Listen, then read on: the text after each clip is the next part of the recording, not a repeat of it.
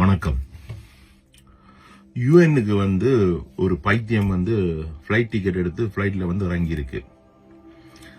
ஏதோ ஒரு படத்துல சொல்லுவாங்க, இது சரியான பைத்தியம்டாண்டா. அப்ப இன்னொருத்தன் பக்கத்துல சொல்லுவான், இல்ல இது சரியாகாத பைத்தியம். ஆனா இந்த பைத்தியம் ரொம்ப விவரமான பைத்தியம். இந்த காணொளி நல்ல கண்டென்ட்டோட இருக்குது, பொறுமையா இருந்து கேளுங்க. உங்களுக்கு தெரியும், நான் இதுக்கு மேல ஒரு காணொளி என்று போட்டேன். இது சம்பந்தமா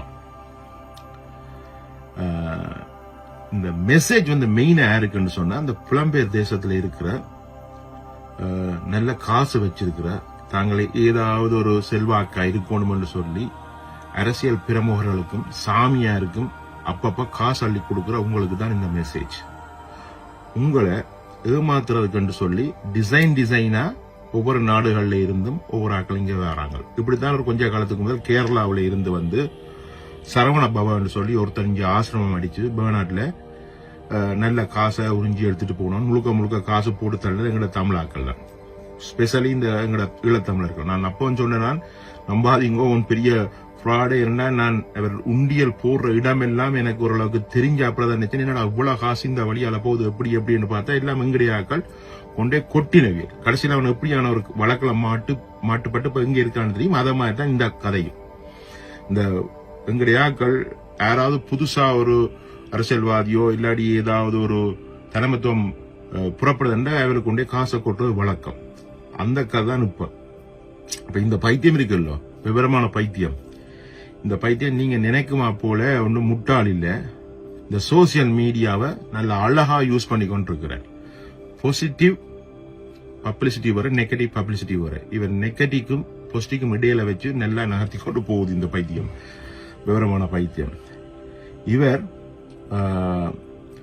இருக்கிறது இப்போதைக்கு ரசானியா இன்னுன்னு சொல்லி கொழும்பு பெம்பலப்பட்டியில உள்ள ஒரு ஹோட்டல் தான் இவற்ற மெயினான பங்கர்.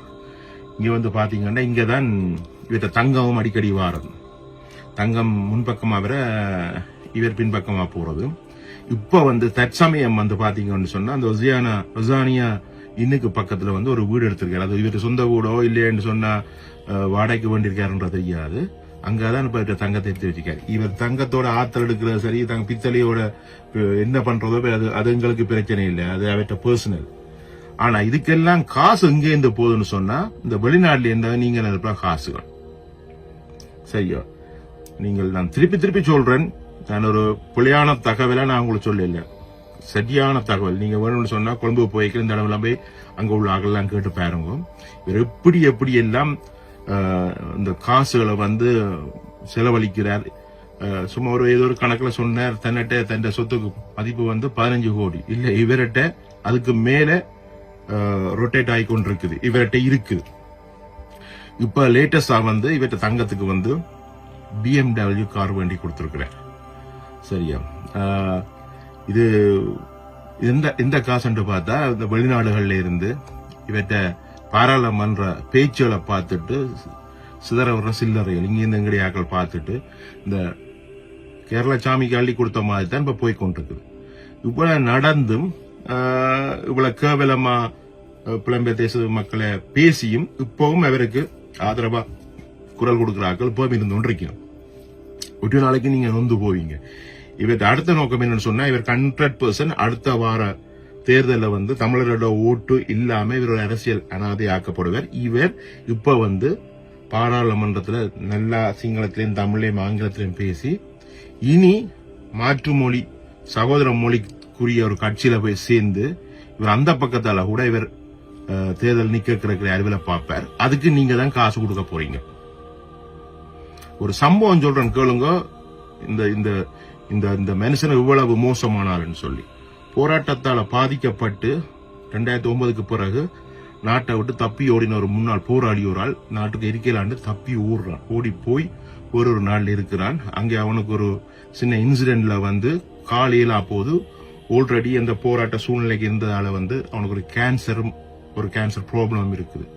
திரும்ப நாட்டுக்குள்ள வாரான். தெல்லிப்பளை கேன்சர் மருத்துவமனையில இருக்கேக்க இந்த டாக்டர் இவர் வாரார்.